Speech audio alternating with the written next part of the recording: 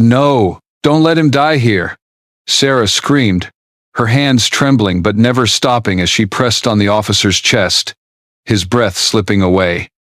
The alarm blared shrilly through the nuclear base, the stench of metal, rust, and despair mixing into one.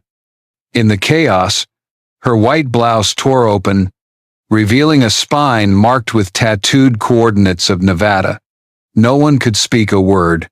A nurse, yet carrying the secret insignia of an operation erased from history. Who was she? A surviving soldier or a ghost returned from the underground bunker? The night in Montana cut like knives. Winds swept across the wide fields before Malmstrom Base, carrying the metallic tang from barbed wire still wet with dew. In the engineer's dorm, Evan Walsh tossed on his bunk. The pale glow from his laptop screen cast across his young face, the dark rings under his eyes even starker. He had tried to close his eyes, but the morning's image wouldn't leave. The torn blouse, the exposed skin, and the dark blue coordinates running down Nurse Keaton's spine. In Evan's mind, those numbers circled like an unsolved code. Not the kind of tattoo students brag about in bars. This had structure, slashes, logic, longitude, latitude. A precise coordinate. He jolted upright, pulled his chair close, and began entering the sequence into the military map he had smuggled onto his machine. His heart pounded, each click like a drumbeat in the quiet night. When the map zoomed into Nevada, a red dot appeared. Evan froze. The name on the screen, Red Vault. He muttered, but the words stuck in his throat. Red Vault, a silo erased from the list since 2010. In the official report, the incident was summed up in 2 words: electrical malfunction, bureaucratic signature, neat, clean, leaving no echo. But Evan didn't buy it. The more he zoomed, the stranger it became. The terrain around it blurred, but from a leaked satellite archive on an underground forum, Evan had once downloaded a few old images. He opened them again, and there it was, a cold blade through his chest. Images from August 2010, ground near Red Vault, mottled with scorch marks, a gray circle like the scar of an underground detonation. Churned earth, arranged in swirling patterns not at all like an electrical fault. Evan swallowed hard. Sweat dampened his palms, but he kept zooming, pixel by pixel. A dark streak stretched like a tunnel, leading to the edge of the zone. A dragged mark? Or an exit route? He couldn't be sure. In the cramped room, the fluorescent bulb flickered, echoing his unease. Evan drew a deep breath, trying to convince himself he was imagining too much. But the question stabbed at his mind. Why would a nurse in Montana carry the coordinates of Red Vault on her back? He remembered Keaton's face when the blouse tore. She hadn't flinched, hadn't tried to cover it. She just kept pressing down on the chest, calm as though the ink had never been there. As though she had lived with it forever. Evan opened more files. Search results. Empty. Every Red Vault record wiped from public systems. Even in the Level 2 classified archive he had stumbled into through an MIT channel, only one line appeared. Classified. Access denied. He leaned back, fingers knotted in his hair. His head spun, but his heart pounded with exhilaration. A secret this huge lay right beside him. And he, a fresh-out-of-school engineer, was the first to piece it together. In some corner of his mind, a practical voice warned, "Don't get involved. This isn't a game of hacking for fun. This is the kind of thing that can wipe you off the map like Red Vault." But curiosity had rooted deep. The thrill of discovering a buried chamber someone else had tried to hide. It was terrifying, addictive. Evan let out a dry laugh, echoing through the empty room. "A nurse," he whispered. "Or a ghost from 2010? Outside wind howled past the base fence, rattling the metal warning signs. Evan shut the laptop, but in his mind, one question refused to dim. If Keaton truly was a piece of Red Vault, what happened beneath Nevada's soil that year? And before we continue with the story, don't forget to subscribe and like the video. Oh, and leave a comment below telling us where you're watching from. We'd love to know. Malmstrom Base, at night, stood silent, like a massive block of concrete driven deep into the earth. Rows of yellow lights lined the corridors, suggesting calm, but beneath that stillness, every heartbeat was strung tight as wire. Since discovering Red Vault, Evan lived in a state half anxious, half exhilarated. He began watching Keaton more closely, as if his eyes could peel away the gentle nurse's skin she wore so naturally. One late evening, on his way back to the dorm, Evan caught sight of Keaton's silhouette inside the women's locker room, the door not fully shut. Curiosity and the recklessness of 25 made him freeze. Through the crack, dim light outlined her tall, lean frame, hair neatly tied, as she opened a locker tucked in the corner. Keaton pulled out a dark wooden box, so old the paint had flaked off the edges. She opened it slowly, hands trembling slightly, as if touching something that didn't belong to the present. When the lid finally lifted, metal glinted. Evan barely caught a glimpse.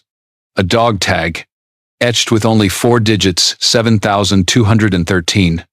He stumbled back, his heart pounding like war drums. Seconds later, Keaton shut the locker, clutched the key tightly, and walked away with steps steady, as if nothing had happened. Evan stayed pressed against the shadows, his palms slick with sweat. Back in his room, he fired up his computer and typed those 4 numbers into the military encryption system. At first, nothing but gibberish. Then, when his cursor hovered over a hidden file, the screen flashed a chilling line. Operation Iron Shield, classified. Instantly, the window slammed shut, leaving behind a red warning. Access denied. Evan slumped into his chair. His heart thudded as though he'd just stolen a forbidden glimpse. Iron Shield, he whispered.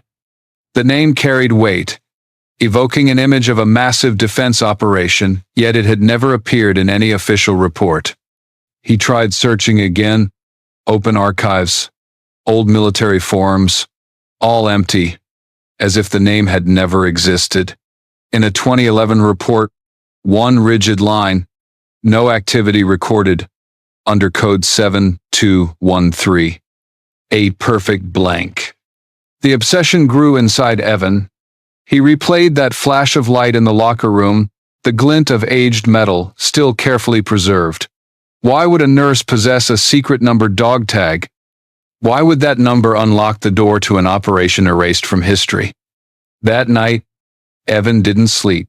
His fingers trembled on the keyboard but never stopped. Part of him knew, one more step and he could be in serious trouble. But another voice screamed, "You've cracked a fissure in the wall. Don't turn away." At moments he mocked himself. Barely a few months out of MIT, I should be programming radar systems, not playing detective with a tattooed nurse. Yet the truth was, he couldn't stop. The deeper he dug, the more he felt like a man teetering on the edge of a colossal secret. All night, numbers danced before his eyes. 7,213, Iron Shield, Red Vault, scattered fragments, but set side by side they began sketching the outline of a buried truth. Evan drew in a sharp breath, a chill racing down his spine. If 7,213 didn't exist, why did Keaton still have the dog tag? And if Iron Shield was fiction, then what inside Red Vault was worth erasing from history? The alarm tore apart the stillness of the base, echoing through the underground tunnels like frantic knocks on a coffin lid. On the radar screen, a strange blip appeared, darted fast, then suddenly vanished. The whole system shuddered, numbers scrambled in chaos. No one in the control room had time to prepare for this. An unidentified UAV was closing in on Montana. Evan jolted, his cold coffee cup crashing to the floor, shattering into brown stains. The acrid smell of an overloaded circuit began to spread. The main screen flickered, flashing in red letters, PD-07 jammer detected. His spine went cold. PD-07, a jamming signal banned for years, once tied to silo control losses in history. Incidents training manuals only mentioned in passing before shutting the book. Eager to forget, the automated system spun out of rhythm. Secondary panels flashed erratic numbers. Warning sirens shrieked together like a choir of death. Evan frantically skimmed the screens, trembling fingers typing in diagnostic commands. But the reply was only this: lost comms with Silo 4 and Silo 7. The room broke into disorder. Chairs clattered, papers scattered, whispers of panic hissed like wind rushing through deep tunnels. Someone muttered, "We're hacked," then fell silent. Evan tried to steady himself, but sweat soaked his back. His hands shook so badly he mistyped 3 times in a row. Amid the chaos, only one person stood still: Sarah Keaton. She didn't move, her eyes fixed on the screen like someone listening to an old song. Her face was unnervingly calm, the exact opposite of the storm around her. Then, without a word, she strode to the auxiliary console, a dust-covered metal desk, long forgotten. Her hand swept across the keys, punching in strings of manual commands. The sound of keystrokes echoed steady, certain, like a drumbeat holding rhythm for a collapsing orchestra. Evan froze, eyes wide. The lines on the screen suddenly steadied, blinking back to green. Connection to Silo 4 and 7 restored. Radar showed the UAV retreating, fading into the night as if it had never existed. The room fell dead silent. Alarms tapered off, leaving only the pounding of hearts.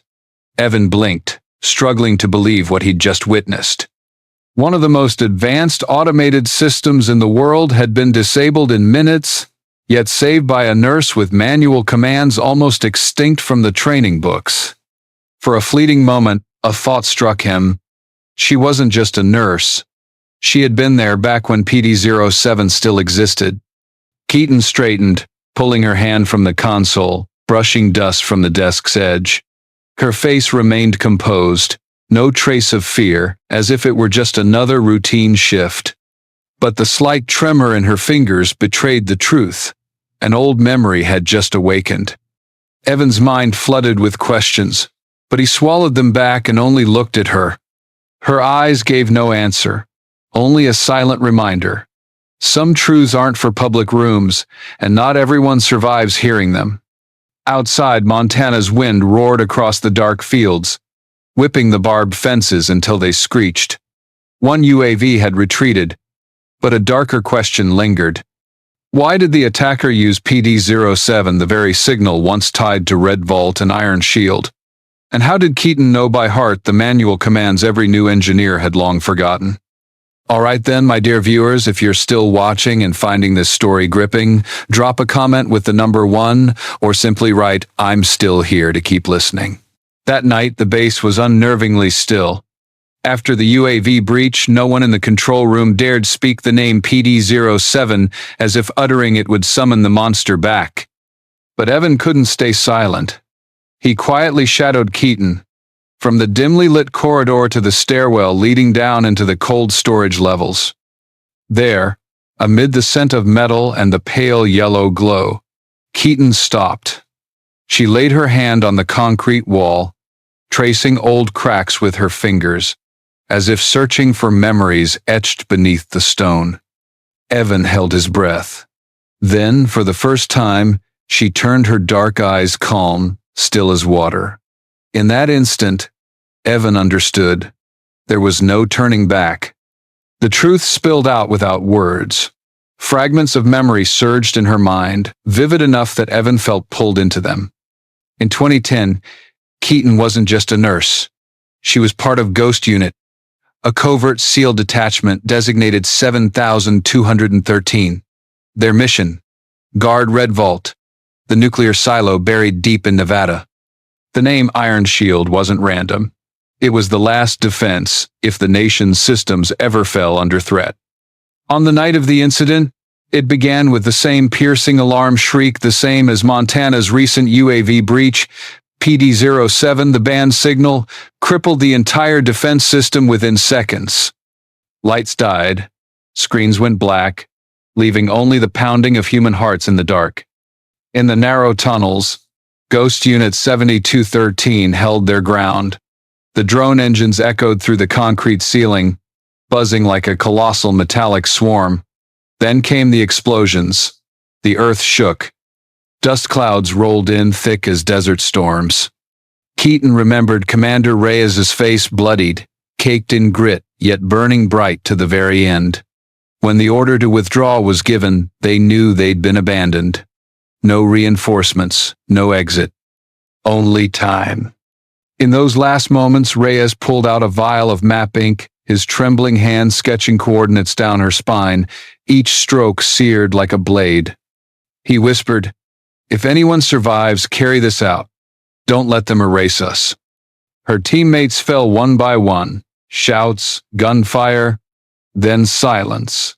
The bunker collapsed, swallowing Ghost 7213 whole. And through the chaos, Keaton crawled from the wreckage, stepping alone into daylight. The sole survivor. From that second on, she was no longer Ghost, no longer SEAL. Her name scrubbed from records, the mission denied. All that remained was a shadow, an anonymous nurse, reassigned across military bases. She accepted the role, the price of surviving in silence. Evan swallowed hard as the pieces locked together. The digits 7213 on the dog tag. The coordinates carved onto her back. PD-07 resurrected. They weren't rumors or myths. They were fragments of a national secret. For years, people had believed Iron Shield was only internal chatter. Yet before him stood living proof, walking out of hell in 2010. Keaton closed her eyes, drawing a long breath. For a moment, stillness reigned. Evan sensed she wasn't a hero chasing glory. She was a witness, condemned to carry memory like a scar that never heals. And sometimes her silence weighed heavier than any report. Cold night air swept through the bunker's crack, carrying an alien chill. Evan shivered, unsure if it was fear or reverence. One question thundered in his mind. If Keaton truly was the last ghost of Iron Shield, who gave the order to abandon them in Red Vault? And why, after 10 years, had the PD-07 signal returned? Morning in the capital was the same as ever. Traffic packed tight across the avenues, horns blaring against cold glass walls. But inside the Pentagon, the air was thick, heavy, as if every slab of marble knew what had just been reported. A UAV breach in Montana, carrying a PD-07 signal. And with that report came a name dragged back into the light: Sarah Keaton. She passed through security, a red guest badge clipped to her chest like a public scar. Every corridor was lined with heavy gray carpet, muffling her steps into silence. On the walls, framed photographs of past operations paraded by memories of campaigns she would never belong to. Her escort led her into a sealed steel room with no windows. No natural light, only low-hung fluorescent tubes that made the air colder still. At the far end, a polished metal table.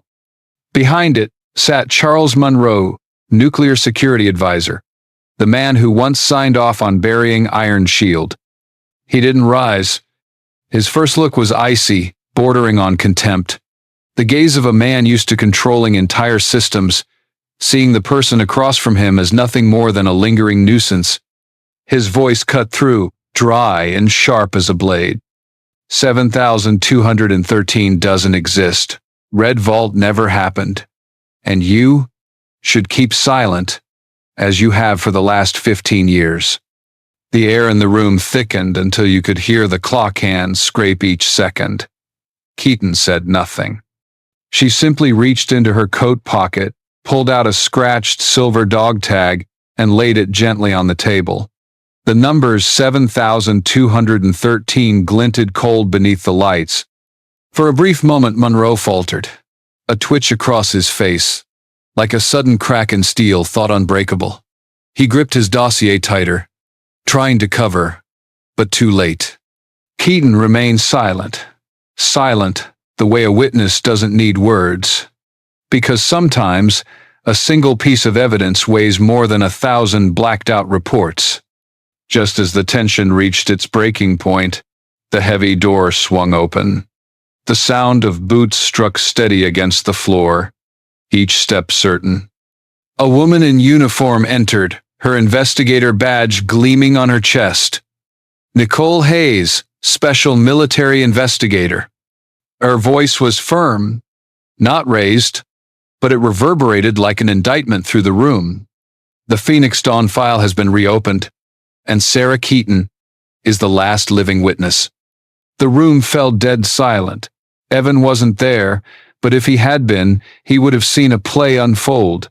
A powerful advisor's mask ripped away, a silent witness finally speaking through her presence, and an investigator drawing the final line under years of cover-up. Monroe's jaw tightened, veins rising on his neck. He knew from this moment the walls he had built for over a decade were beginning to crack. And at the center of that fracture stood the woman history had erased, now returned, a ghost with a voice. But what exactly was Phoenix Dawn? And why was it bound both to Red Vault and the withdrawal order of 2010? The answer could unravel more than one operation. It could shake the very foundations of national trust. You're still here, aren't you, my dear viewers? Take a moment, grab a glass of water, then come back for the next chapter. If you're finding this story gripping, drop a 1-inch the comments. And don't forget to hit that subscribe button. Back in Montana, the prairie wind howled as if trying to sweep away the memories from the Pentagon. But Sarah Keaton knew some things could never be carried off. News of the investigation, of Phoenix Dawn, of her very existence, it spread like an underground wave.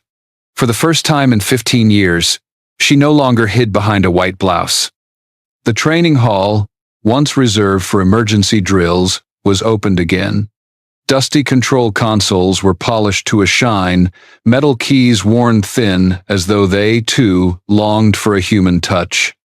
On the walls, old manual schematics taken down years ago returned like witnesses from another age. Evan Walsh was the first to arrive.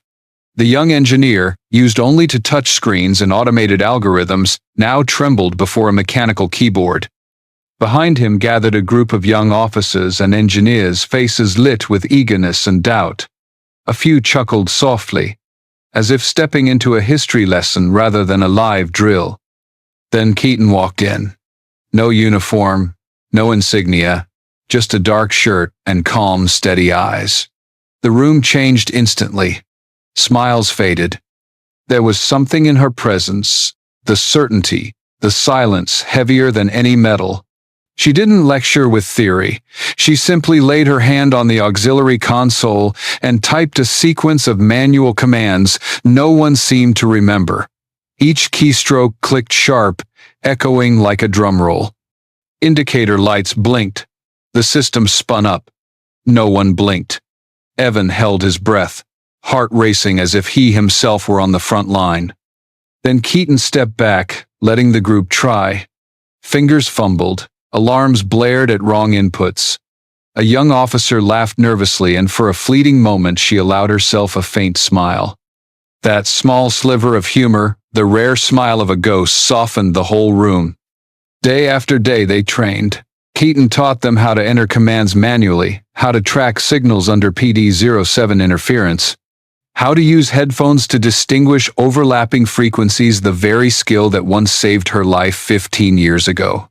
No textbooks, no slides, only survival etched into memory, lessons carved in blood. Evan wrote in his journal, "We aren't just learning technique, we're learning how a soldier stands when the whole system collapses." Each session, Keaton spoke little. She corrected hands, adjusted posture, sometimes with just a nod. But that simplicity instilled in the young a reverence. They weren't just learning procedures, they were inheriting a legacy. When night fell over Montana, the training hall lights still glowed. Outside, the wind wailed across the fields. Inside, young hands pressed keys, feeling for the first time the weight of mechanical steel. This was no simulation. It was the weight of millions of lives and the truth that systems could fail, but people could not. From her corner, Keaton watched quietly. For a moment, she saw Ghost Unit again, the young faces, the awkward grins before battle. Memories overlapped with the present, as if her old teammates had never vanished, only passed their spirit into these hands. But were these ancient skills enough to face a hidden enemy like Phoenix Dawn, the very force that erased an entire SEAL unit? Or was this only the first spark of a far bloodier war waiting just beyond the horizon? Night draped over Montana like a massive black shroud. Above, the stars scattered thinly, flickering weakly in the cold expanse. Beneath the earth stretched the endless rows of silos, silent steel giants, standing like shadows guarding memories the nation wished to forget. Sarah Keaton walked slowly through the tall grass, her boots sinking into damp soil. Each step echoed as if from deep underground, pulling her back to 2010. Nearing the bunker door, the wind hissed through barbed wire, threading through her hair, evoking the rasping static of the radio that night when Red Vault fell into darkness. The steel surface chilled her palm. She closed her eyes, and in that instant memories surged back. Fire in the depths. Teammates falling, their faces etched in smoke. Cries for help strangled in the chaos of PD-07. And the cold withdrawal order, sharp as a blade, sealing Ghost Unit 7213 beneath layers of concrete. No one was there to hear, but Keaton still whispered, her voice so faint only the night wind could carry it. Tomorrow. It wasn't just a word. It was code, inheritance, an oath unwritten. Tomorrow meant continuation. It meant rising, even when memories tried to drag you under. Behind her, Evan Walsh and the young engineers stopped, keeping their distance. They didn't hear the whisper, but when they saw her standing alone before the silo doors like a breathing ghost, they understood. They felt it on their skin. Red Vault was no mere buried incident. It was a living vein of legacy. A gust of wind swept past, snatching Evan's notebook page into the air. He caught it, his hand trembling as he realized his messy scrawls now resembled an unfinished chapter of the Ghost Unit's journal. He thought, one day people might laugh. Learning manual commands in the age of AI? Madness. But just like a soldier striking a match in the dark, sometimes that madness was the only thing that kept the night from swallowing everything. Keaton turned back, her gaze brushing across the group. No smile, no words of encouragement, only silence. But in that silence lay recognition. And for the young who had just touched a manual keyboard for the first time, that meant more than any medal. They drifted away quietly, leaving her alone before the silos. Across the sky, a satellite streaked, leaving a faint trail. To most, it was nothing more than routine. But to Keaton, it felt like Morse code from the heavens, a reminder that something still tied past to present. She closed her eyes, drew in the frigid air, her hand resting on steel. And for the first time in years, she no longer felt like the only survivor. In the eyes of the new generation, she saw the reflection of her old comrades, the ones thought lost beneath Red Vault, now returned through each drill, each keystroke, each held breath. Yet, the question lingered. Had Phoenix Dawn truly vanished? Or was it only waiting for the right moment to strike again? And if that day came, would a single word tomorrow be enough to hold back the dark? The night in Montana came to a close, but Sarah Keaton's story was far from over. Her image, standing before the silos and whispering the word tomorrow, was not only a promise to the comrades who had fallen. It was also a message to all of us, those living in a world that sometimes leans too heavily on systems, forgetting that what truly keeps everything standing is always the human being. The lesson of Red Vault isn't just found in codes or PD-07 signals. It lies in resilience, in the ability to stand upright when the entire system collapses. Keaton lost more than anyone else, yet she chose not to bury herself in the past. She dared to turn her pain into a legacy, so the next generation could learn not to fall. And for each of us, that is a reminder. You may not choose how you survive, but you can choose the reason you keep going. Maybe you're hearing this story from a quiet room, or on your way home after a long day. But think of the people you know, an old comrade, a family member who once served, or someone who carries silent wounds no one else can see. This story might be exactly what they need to hear. Share this video with them. Let the story of Ghost 7213 live not only in memory, but spread like a small flame, pushing back the dark. We want to hear from you. Where are you watching from? What do you feel when you hear Keaton's Oath of Tomorrow? Leave a comment below. Because sometimes, even a small share is enough to reconnect hearts that once thought themselves apart. And if you believe this story isn't finished, if you want to know whether Phoenix Dawn truly vanished, or is only waiting for its return, then hit subscribe, turn on notifications. Part 2 is being written even now, not only on a keyboard but through the faith and companionship of people like you. Because souls never disappear, as long as someone is still telling their story.